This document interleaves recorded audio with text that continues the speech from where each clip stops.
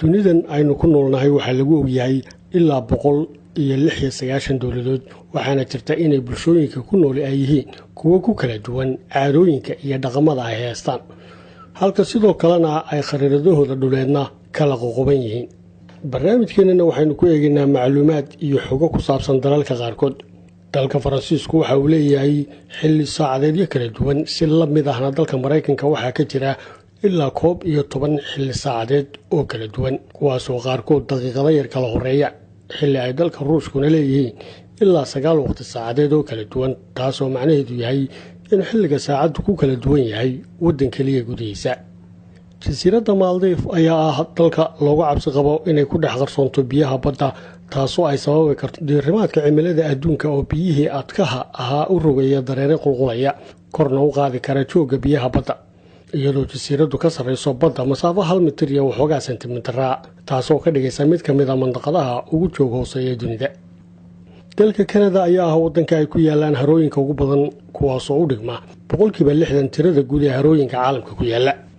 waddanka Ruushku waa dalka haysta taangiyada dagaalka ee ugu badan kuwaasoo gaaraya ilaa 22,000 oo taangi oo howlgal u diyaar ah waana saanadu kaga badan yahay dal kale oo kasta boqortooyada Sacuudiga waxay ka mid tahay dalalka waaweyn ee dhulka ballaaran ku fadhiya laakiin aan lahayn wax webiyaal waxaana ay ku tiirsan tahay biyaha badda ee la safeeyo iyo biyaha ceelasha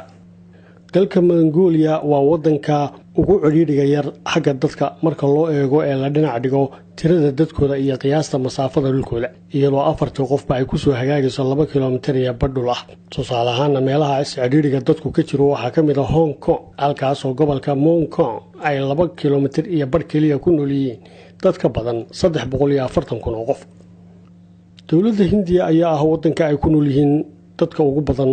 ee shaqada darawalinta haya dalka Niger ee galbeedka qaaradda Afrika waana dalka ay ku nool yihiin tirada ugu badan ee dadka da'doodu ka hooseyso 15 jirka kuwaasoo tirada guud ee waddanka ka noqonaya 45%. jasiiradda Papua New Guinea ayaa noqotay dowladda lagaga hadlo luqadaha ugu badan iyadoo luqadda Ingiriisku ay tahay luqadda rasmiga ee jasiiraddaasi haddana waxaa taa ku hadli kara oo kaliya dad ka yar 2%. waxaana guud ahaan jasiiradda ka diiwaan gashan ilaa 820 luqadood oo dhammaantood lagaga hadlo jasiiraddaas tirada luqadaha oo u dhigmaya 12% totalka guud ee luqadaha caalamka ka jira dowladda Canada ayaa noqotay taa ay ku nool yihiin dadka aqoon-yahanada ah ugu badan iyadoo 50% dadkeedu ay dhaafeen marxaladda tacliinta dugsiyada sare iyadoo dalka Jabaankuna ay ku jiraan kaalinta labaad qiyaastan 45%. gobolka Siberia ee dalka Ruushka waxaa ku yaala 25% kaymaha dhirta ee dunida oo dhan kaymaha oo ku daboolan masaafo ka badan masaaxadda dhulka Mareykanka